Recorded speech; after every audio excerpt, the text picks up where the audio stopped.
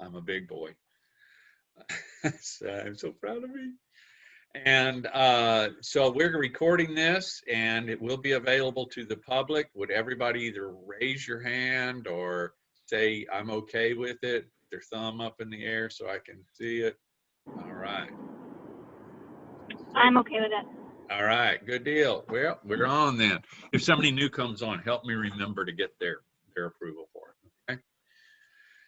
Today's session is going to be two parts. One is something I wrote on it: strategy appointment, new people appointment, new parent appointment, new family appointment. I don't care what you talk, what you call it. I just came off of about a 35-minute conversation with some folks who are doing peer recovery in Texas in a lot of different places. And we were talking about what have we learned in alternative peer group programs over the last 50 years, how it matches up with what Bill White wrote about, has been writing about for a long time, and how what Bill is able to put into the philosophy, the way it worked, some history, those kind of things. Without the writers around, we actually, in going back 50 years, have been practicing and putting together practicalities of placing that and putting it, to bear on different populations, sometimes more successful than others, but the attempt. And out of that has come some ways of doing things. Sometimes they need to be changed. Let me say that up front. Sometimes they work, or certainly, and this was part of the conversation I just came out of, everybody was agreed this is a disease, like we were just talking about in the advertising side of things. It's a disease. It's caused by exposing the brain. You can't have it unless you break the brain. It won't happen. You break the brain, and then you develop the aberrant psychology, the stinking thinking, and all of the things that come with that. Well, that's good. But if it is a disease, which we now can say absolutely it is, because we can see it, then we want to get 10 out of 10 well. When you have a disease, that's your goal. Well, I haven't gotten 10 out of 10 well. I don't think y'all have. And what happens with every other disease is, until you do get 10 out of 10 well, you keep trying to figure out what you're not doing that you should and what you should do if you're not, making those changes, moving ahead. Unfortunately, people get sunk into certain paths, and this is not unique to substance use, by the way, disorder. I think it was 200 years after aspirin was invented, there were still doctors putting leeches on people to deal with fevers and stuff. So this is something that just happens. It takes a long time to move things ahead with humanity, and it's no different in world medicine and treatment, et cetera. So, saying all of that, we have, however, developed some practical things that at least seem to work at high levels, and they were the things that went into the really positive research elements coming out of Baylor and some of the other places that have done research. Two of those things that have developed over time, one of them is called what we call a strategy appointment. Basically, it's an orientation, but it's an orientation with design also. The second thing is, okay, well, what have you used and how did it work on the person who's living at the house? What are the procedures that you go through to encourage compliance, deal with non-compliance, and move through? Because we got an 18-month to 4-year treatment process.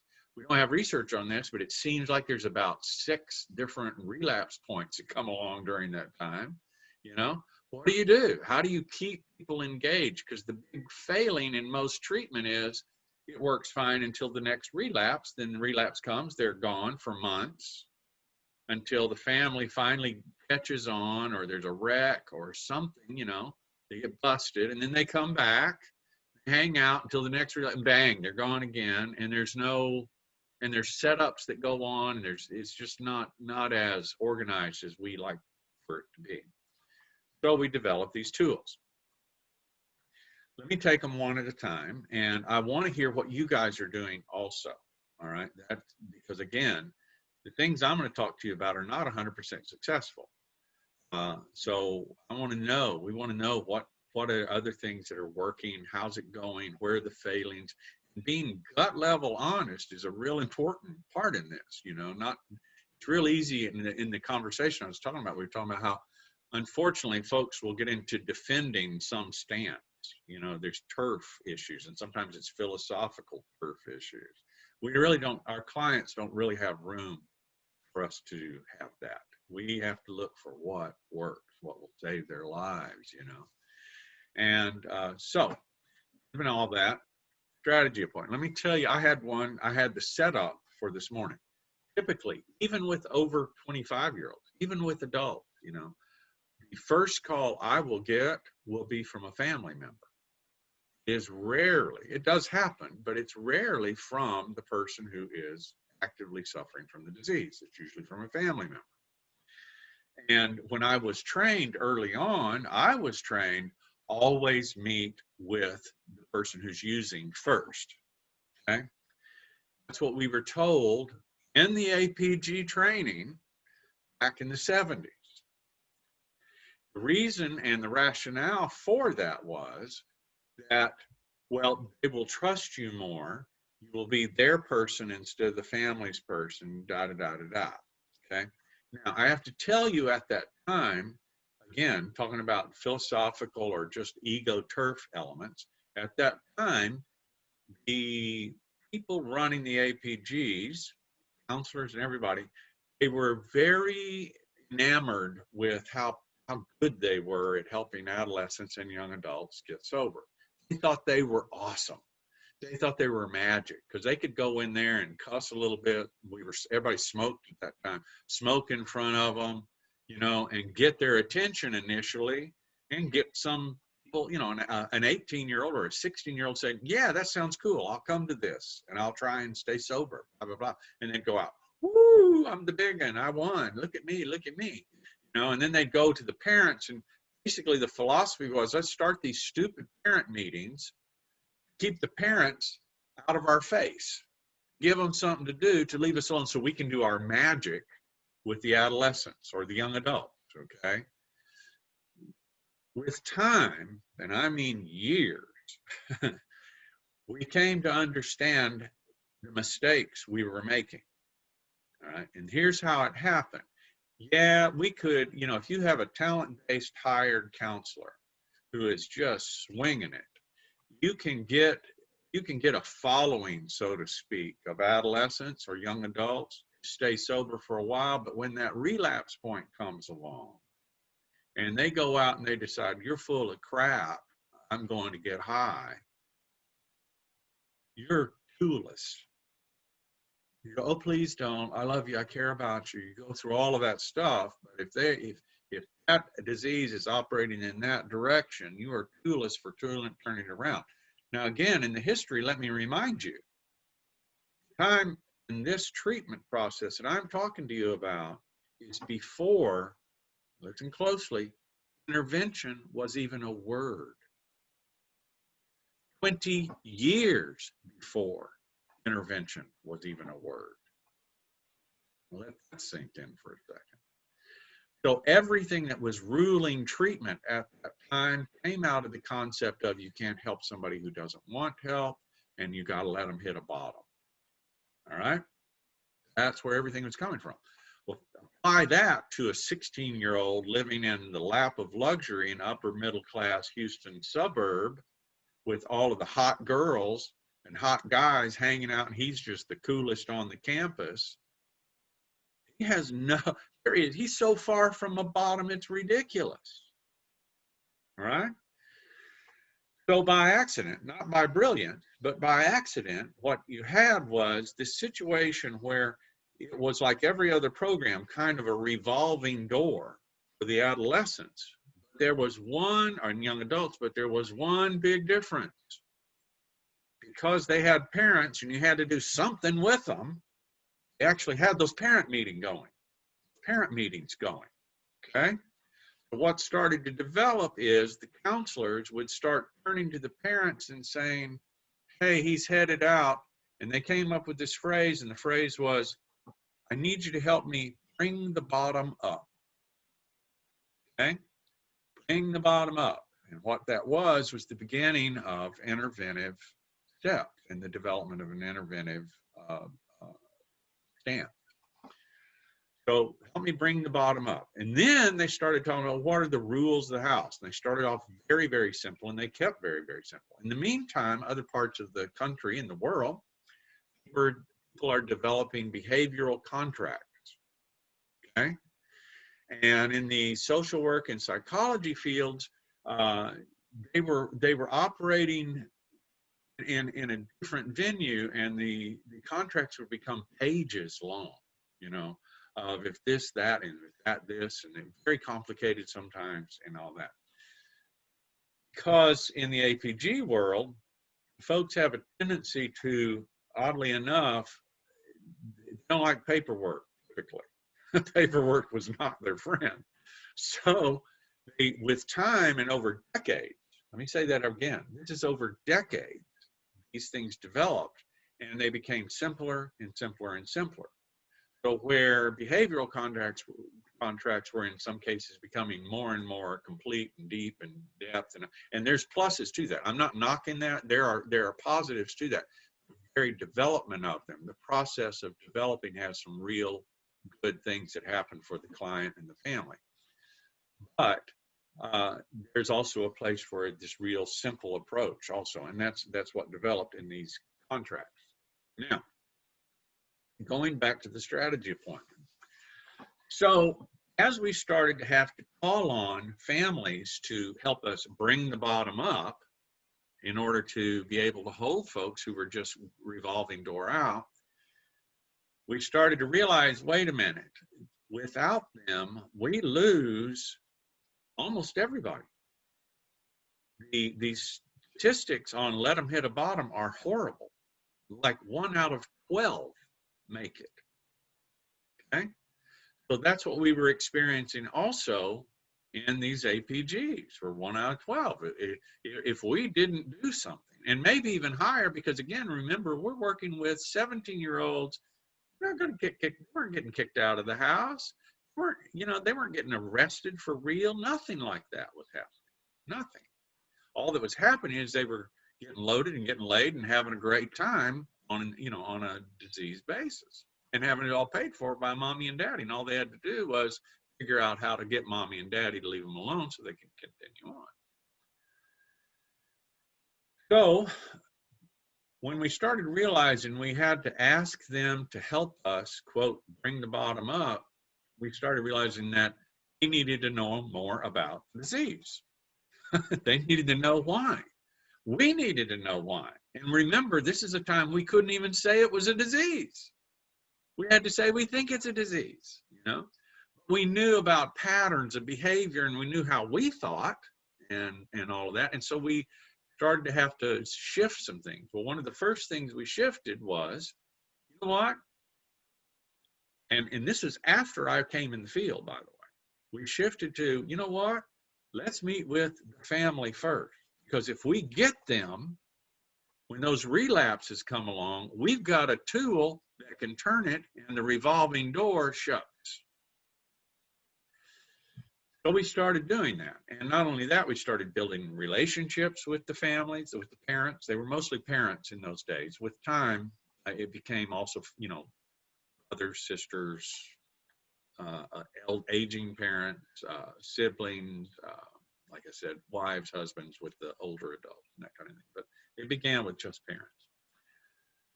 So then we needed to figure out, what are you going to say to a family when they come in the door? All right, we've gotten the call. Yeah, come on in. Let's talk. I'm going to lay out exactly what's going to happen over, X amount of time and what we're looking for. And that's what now is what Lifeway, in any way, it calls a strategy appointment. That's a lot me. That's me. I picked it because I think of this. I look for what's the word for it? look for things that people can relate to, you know, and in describing stuff. And to me, this is like fighting a war. And a lot of people, and wars are not quick, they're not easy, there's a lot of pain, but you better win it, you know. So I've used that as my thing. And so strategy is the overall plan. It assesses the resources, the logistics, uh, it assesses the possible tactics, what might happen different times. It assesses where did this come from, all of those kind of things. So the very first thing that I do, and like I said, I want to hear what you guys do also, because I'm sure there's things I'm missing and I want to hear, and I might get an idea and get better at it. But what I do is I will bring the family in. I had one this morning, a lady call. Her son is 50 years old. He's lost his family. And I said, well, we do a strategy appointment. And I said, it takes about an hour and a half. And when you come in, I will go over things. Another thing I did with her that I've learned to do is, however, before we do that, I would like for you to go to some places and do some research. You know, everybody knows how to Google now. It wasn't that way always from the beginning. Sometimes I'd say that and they go, what? Can you send me something? You know, now I can just say, would you please Google me? You know, and it's John Cates Houston, not John Cates, the good-looking actor in California. John Cates Houston, this guy.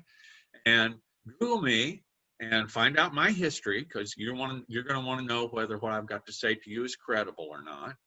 I have them Google, and I mean, not Google, but download Generation Found. Even if I'm dealing with a 50-year-old, I have them download Generation Found. I said, and I explained to them the ages are different, the dynamics are the same. It'll give you some feel for it. And go to the Association of Alternative Groups website and look through that stuff. Again, a lot of it is towards adolescents, but it's the principles are the same. Adults go back much further. They're just not as romantic, you know, to the public. So it's not up there. And I have them do that. And I said, and then as soon as you've done that, and then if I said, I don't know if you're a prayer or not, you know, it's up to you, but pray or meditate and or whatever you do, consider all of these things. And then if you want to set the appointment, give me a call. And I talk to them about the sliding scale finances of Lifeway and all of those kind of things, about what the top end is, what the bottom end is, how we do it. And everybody does that different. And that's a separate issue, but I mention it in that first call. And I wait to see if they call back. And I'll tell you, and this is something I'm not sure I'm right about, I always feel a pull to set the appointment right then. I got to tell you, I do have that pull to do that. But I also have, over the years, noticed that if I do that, their tendency to do the research and think about it a little bit doesn't follow through as easily. You know, so I've kind of gone into, plus we're pretty tight time-wise right now. So I want folks, it's kind of I don't know what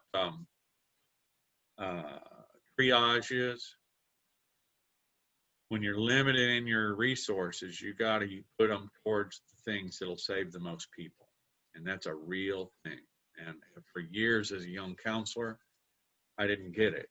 And later, after a few funerals, I did get it.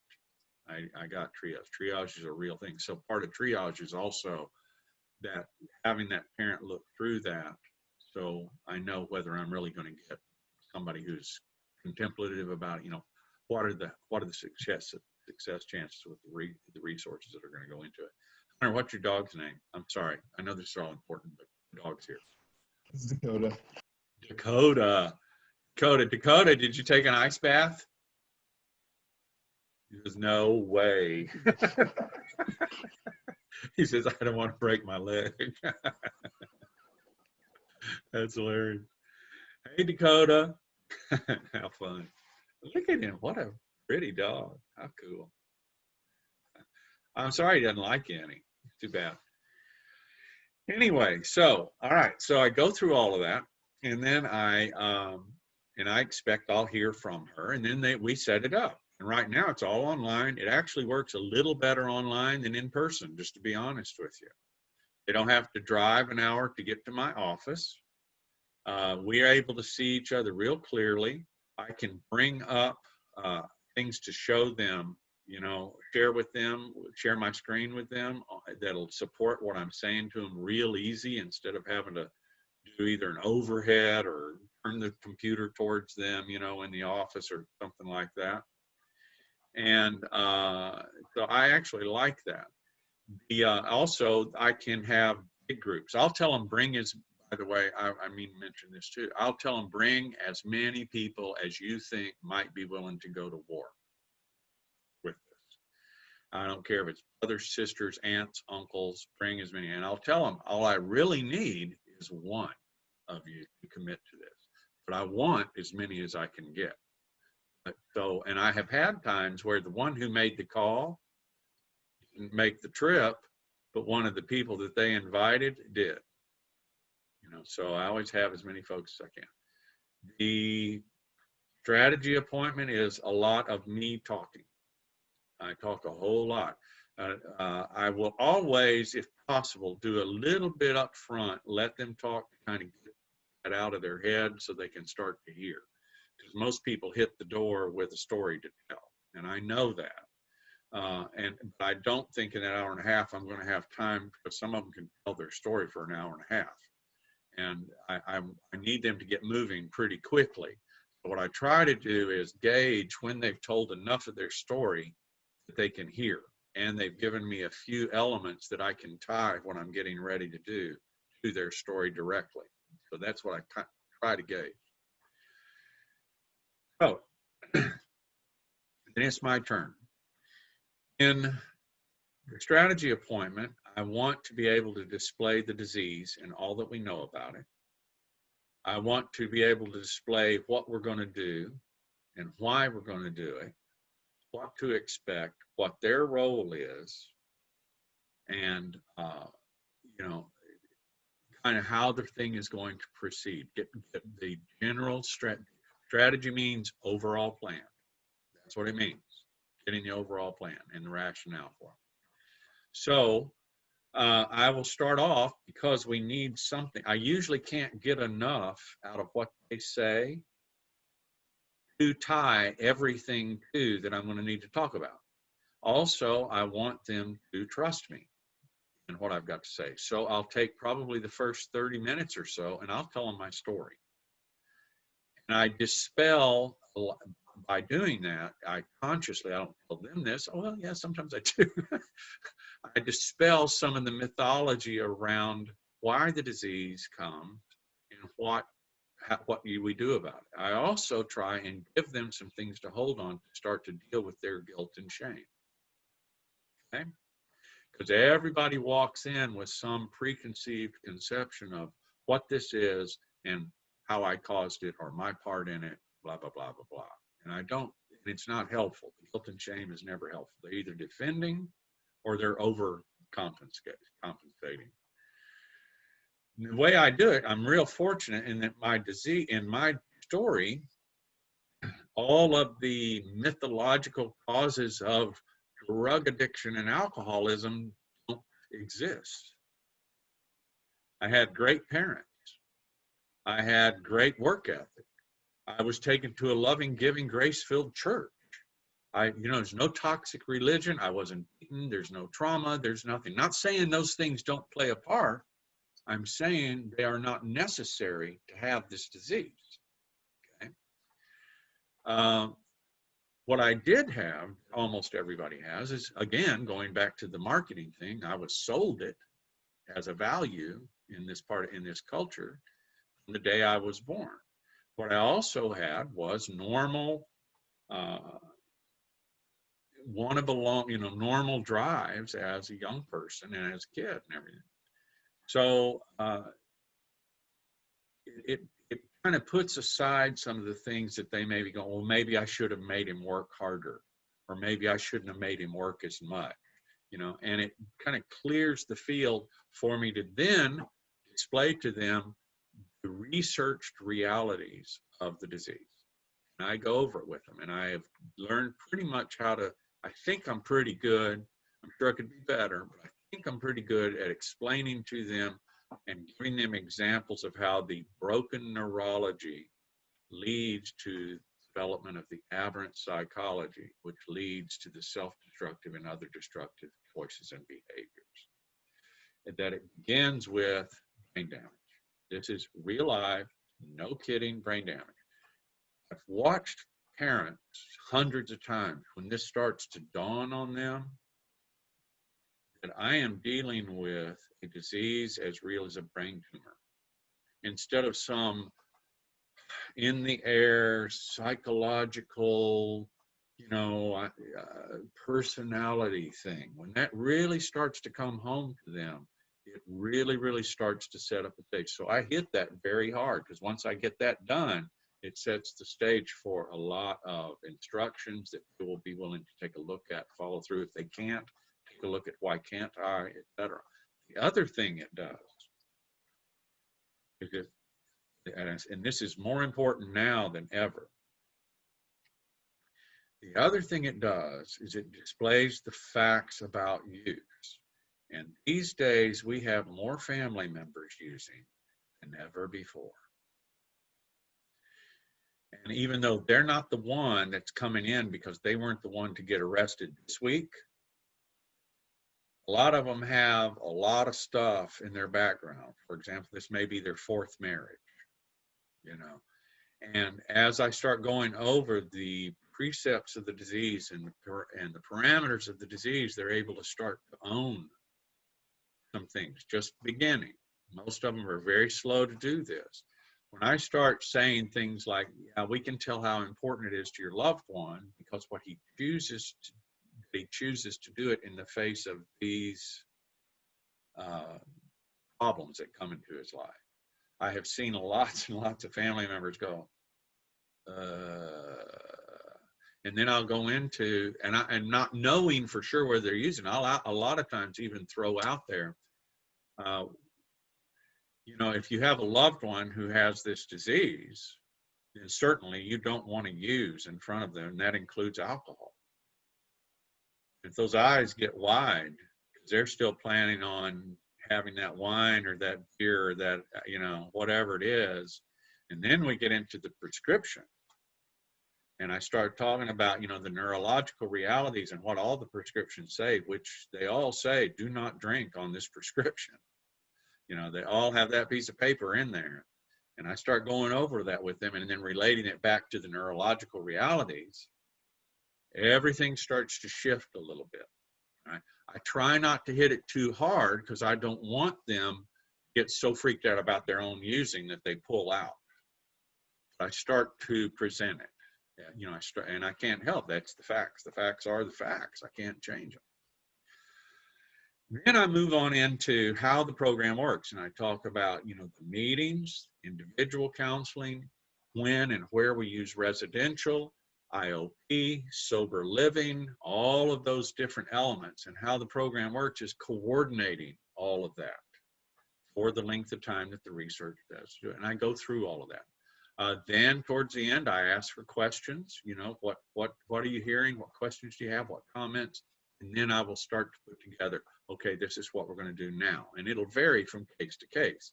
Sometimes they're walking in and they have a 20-year-old or an 18-year-old daughter that's being pimped out somewhere in Houston. They don't even know where it is. They don't know where she is. Well, that's going to require a certain approach, right? Or coming in and they have somebody who is, can't wait to start because they just got out of jail. They're having one of those moments where, yeah, I'm willing to do anything, that kind.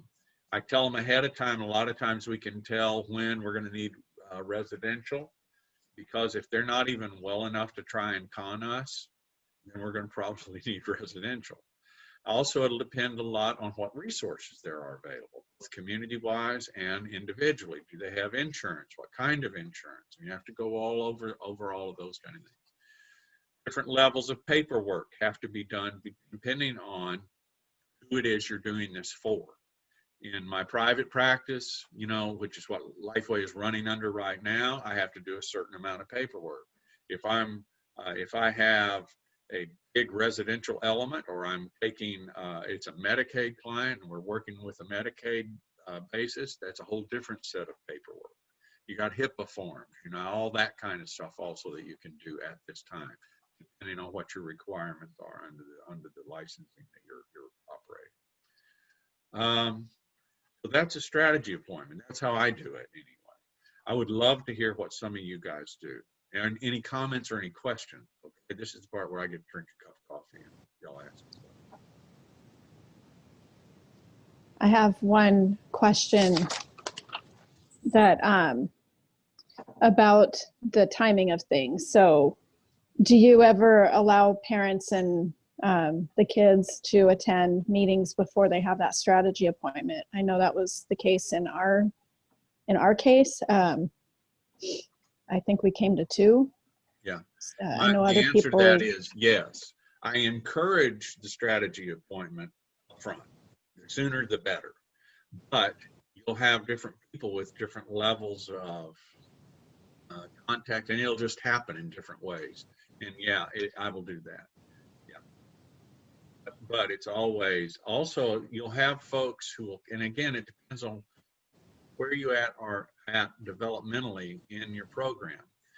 In a fairly small new program, you'll do certain things that you won't do maybe in a larger setting or a more clinical setting. Did I answer it, Robin? Yeah. Other questions, please?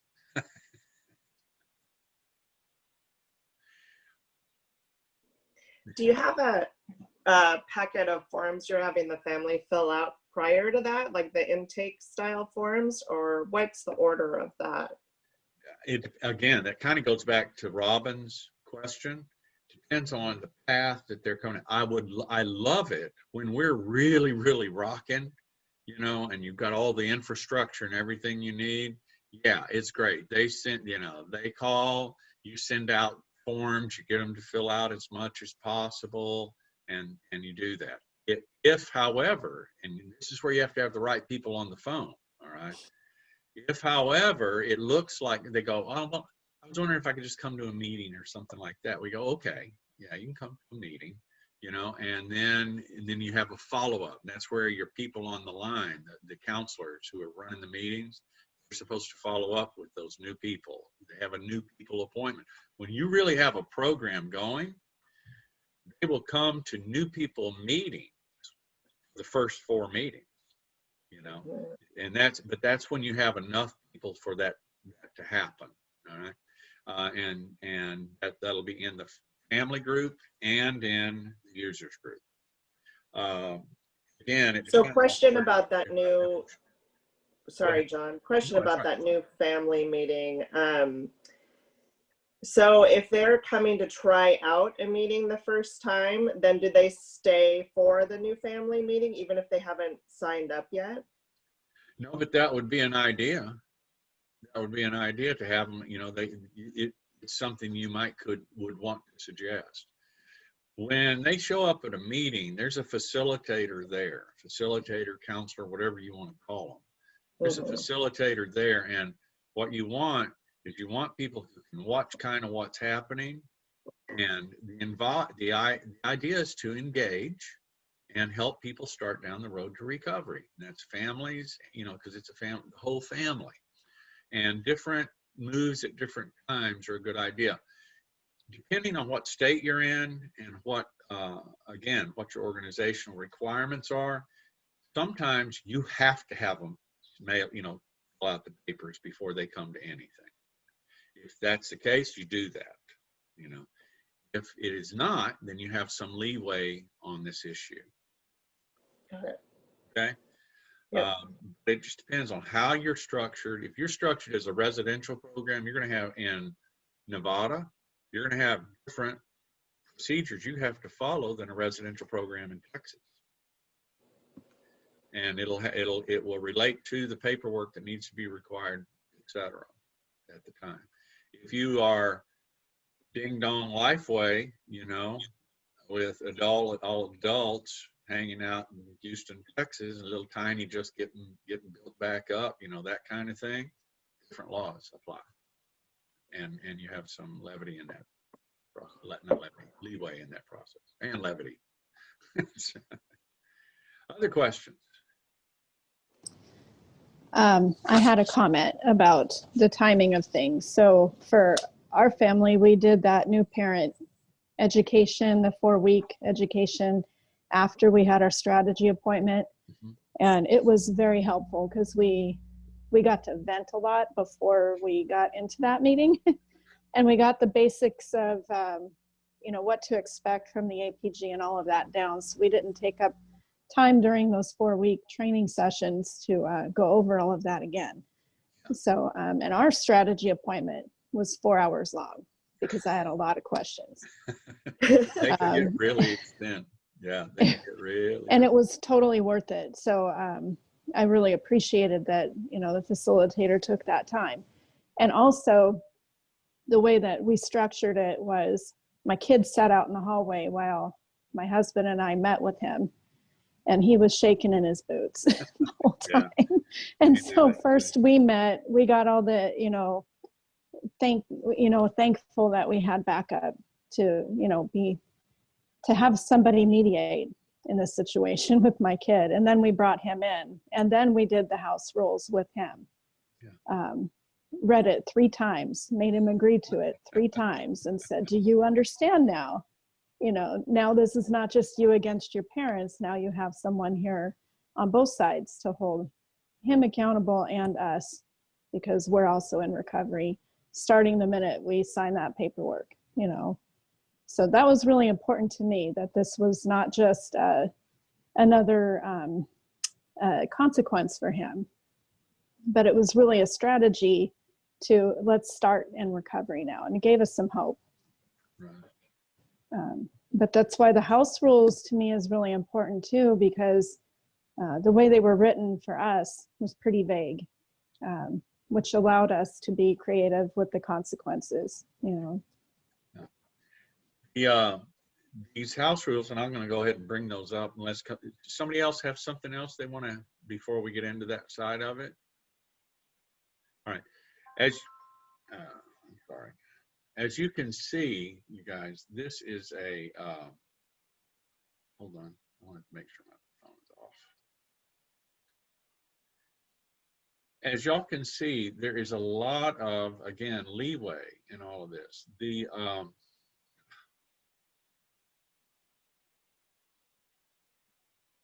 meeting that Robin was relating to you is what we used to call climber. And there was a meeting that was paired with this called contact, okay? And the contact meeting would start at 5:30, if I remember correctly. And it would go from 5:30 to 6:30. And the contact meeting would be the new people, the recovering people, the people who use. And they would come for the first 4 to 8 weeks, depending on if, how you were doing. But usually it's 4 weeks. And the counselor would be in there with them, talk to them, find out what's going on, kind of move around, just figure out what's happening, go over, a lot of times introduce a topic and that everybody would kind of work off of. At 6:30, that group would leave and the families would come in, and that was called the climbers group. And in the climbers group, the counselor would be the same that just ran the contact group. Now, this is different than what you'll find in a lot of residential programs.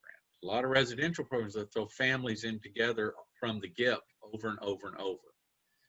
I've watched that develop.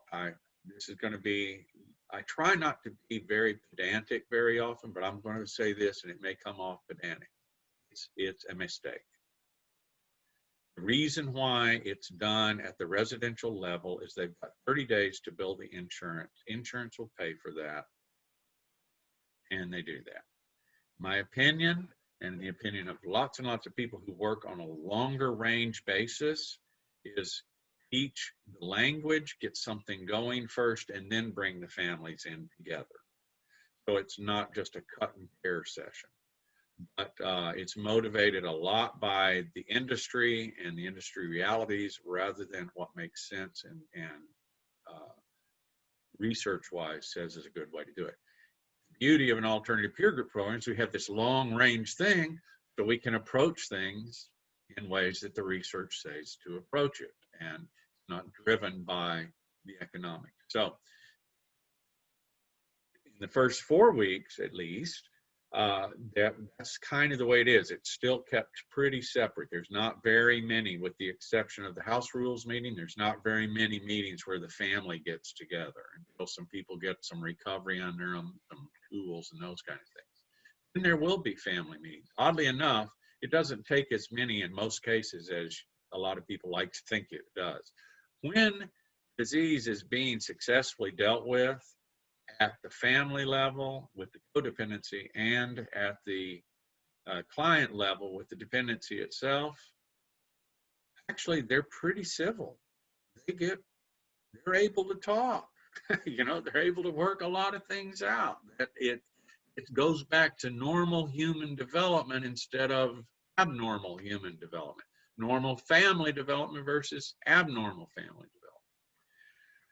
So that'll go on. And coming right out of the contact group, as the counselors run lots and lots of those, coming right out of that contact group, you've got real stuff to be able to help with the family and be able to help them see what they're going. And you're able to spread it around for more families than just one, because the issues are many times the same in the early month of recovery. Then when they go into, as Rob was saying, when they go into the support group meeting, you know, the parent meeting, then they actually have kind of gotten some of the poison out and they're able to hear. Kind of that same thing of when I'm doing a strategy appointment, I want them to talk some to get some of the noise out of their head so that they can hear. Because really, the hearing, you start finding answers. It's the talking you find relief, you know. So all of those things are there. All right. So let's say you've done your meeting, your first meeting with the family, and you've done your first meeting with the client themselves. Then you're ready to start talking about what about where we're going to live? What about, and this can turn into a long meeting. When you introduce the house rules, and I'm going to bring them up now and let you see at least a copy. They have changed over time and all sorts of stuff. So this is not like holy. This is not the 10 Commandments, none of that kind of stuff. This is just, can y'all see that? Can y'all see these? Yes? Okay. All right. If you will notice, let me see if I can get them fixed a little bit easier. If you will notice, that is not pages. That's it.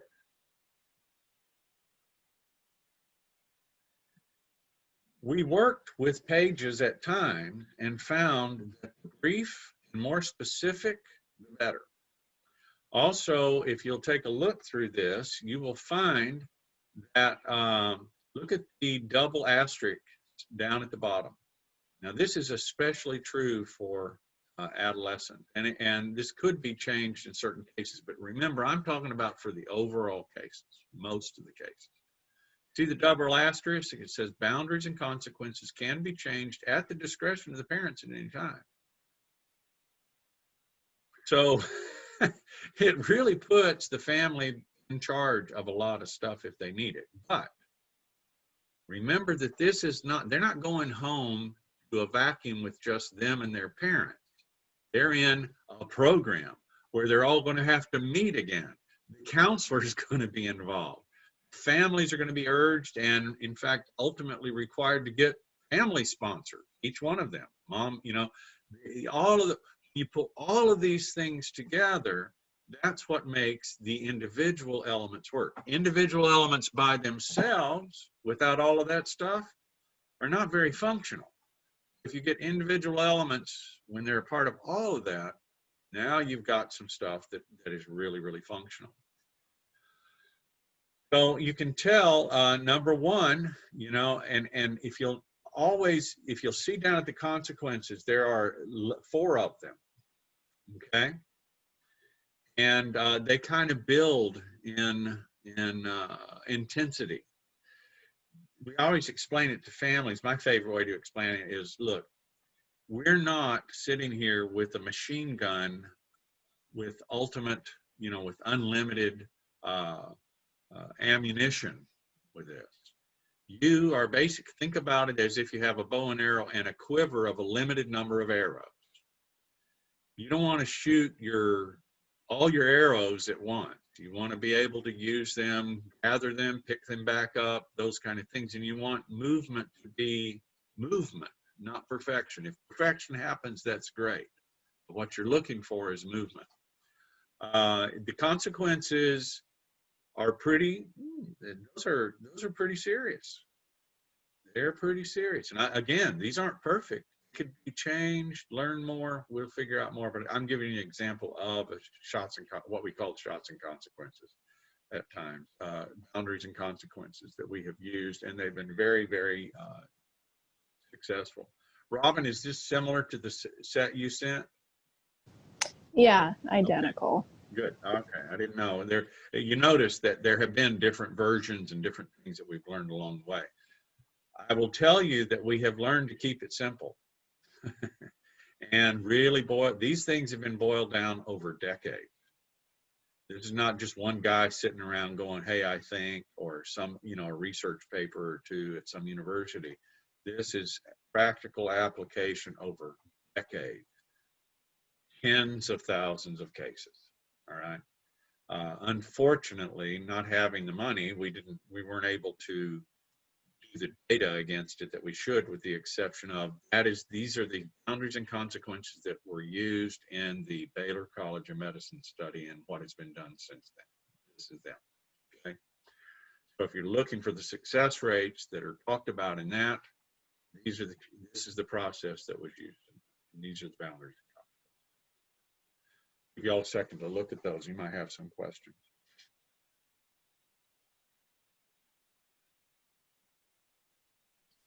One of the most important things that I just really have found that is truest, I think, in addictions work, but exists across the board, is the people who are in their sane brain or closer to their sane brain have to know what the plan is, have to be on board with it. And what I found so often was they're held hostage, and the process of convincing them that setting these boundaries isn't abandonment, setting these boundaries isn't, it's codependency work. And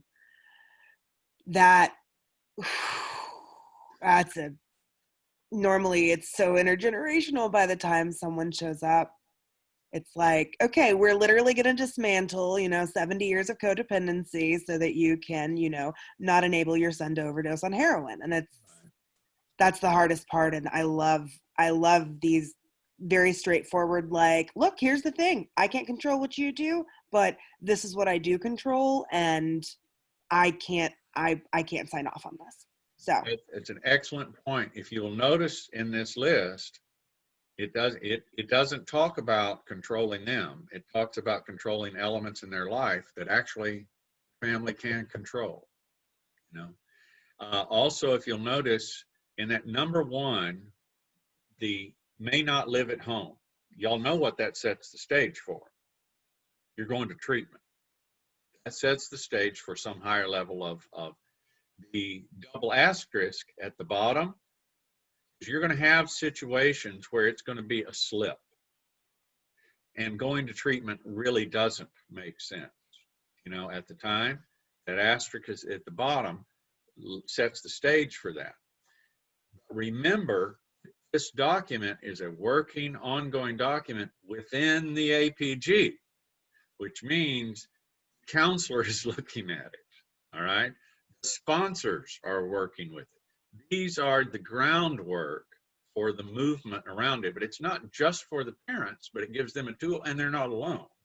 And in that codependency side of things, if somebody that has become truly toxic in their codependency, they will take, when you want them not to kick them out, they'll kick them out. And then when you don't want them to bring them back in, they'll bring them back in, So the boundaries and consequences, the house rules, whatever you want to call them, they give you structure to work with. That double asterisk, the reason why I keep hitting on it is that's the magic bullet when you're in an alternative peer group program. That's the thing that gives it flexibility so that the person outside of the codependent relationship can see where this doesn't become a problem. It doesn't become a part of the disease and stays part of the solution. That's it. That's what I'm trying.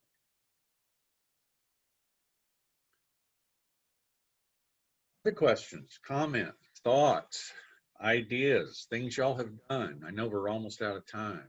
Amazing. The one thing that's missing is the uniform. The putting kids in scrubs or Little House on the Prairie dresses. Yeah. But that also. Yeah, you guys, like I said, this has been developed over time. All right, this particular element here doesn't have some things that you might want to use in a school. All right. Specifically in a recovery high school, you have to figure out things. Okay, no, you cannot come with no underwear and a dress on. You can't do that. We're sorry, you can't do that. Or you can't wear something that is so, well, you know what I'm talking about. I won't get too far in. You can't do that. So but you throw down a rule, what's going to happen? They're going to break it. How are you going to respond to it? Well, they can't wait to be told you don't have to be in school. They can't wait to be told. But being told, no, you have to be in school, but here you have to wear this. Now, if you're not sane enough to comply with that consequence, then we go back to notice the boundaries and consequences here. Now we're going back to a different deal, that kind of thing. But that's a great point, Robin. Thanks, because I hadn't even thought about that because I've been running the school for a while. We ought to have one of the guys who run one of the recovery high schools come on, and I wonder if I could get Parker to come and tell the stories for an hour. Oh my gosh, yes, do it. I'll call him. Are you going to call him? I'll call him. I'll reach out to him because the way that this works in conjunction with the recovery high school is perfect. On its own, these boundaries and consequences don't hold as much weight, and that's why it's important that the kids are encouraged to go to a recovery high school where they, the facilitators work with the staff there and really help to maintain that seamless continuity of care, Listen, guys, I have to get off. I would appreciate if you would write down some questions, thoughts, and get some of the things that you're presently working, and let's see if we can massage all of this into a super tool. Okay.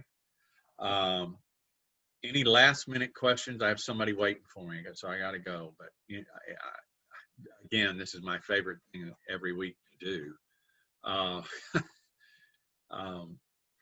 Anybody? Natalie? So glad you're here. That was. I'm glad we're here too. Thank you. You so guys much. got some things to share too. Yes, we do. I know you do. I know. Introduce yourself real quick. I was not nice. Please do that. I'm Natalie from Pittsburgh, Pennsylvania, and we have a relatively new APG here that we're looking to grow and just get some experience here and maybe share some of our stuff with you guys too. Ours is pretty much adults though, and we haven't been able to get the adolescent traction yet. So, yeah. Natalie is working with an ancient friend of mine. I won't tell her you said that. Tell her. She's a lot younger than I am, but we've known each other for a very, very, very long time. And what Pittsburgh is doing is awesome, just awesome. And they've been doing it for a while. Don't let her kid you. They've been doing it for a couple of years. Yeah. If you guys haven't ever been to Pittsburgh, if you have in your mind, Pittsburgh is a smoky, old place, forget it. It is the most beautiful city, one of the most beautiful cities you will ever see. Go to Pittsburgh. I'm telling you, I was asked to go there. I couldn't believe it. Susan still talks about it. I do too. I am right now. So, Yeah. it's amazing. Pittsburgh is so different than what typically people think of. I just can't even tell you. It's just awesome, awesome place. It is a great city. I'm so glad you're here. Thank your you. partner, tell her she's welcome anytime. Also, you will get these all the time. You're on the list. Sorry. Great. All right. Nice meeting you. I'll talk to you guys later. Bye-bye, Okay. Rachel. Thank Bye, you. Hunter. Hunter. You know. Be careful. Talk to you guys later. Bye-bye. Bye, Robin.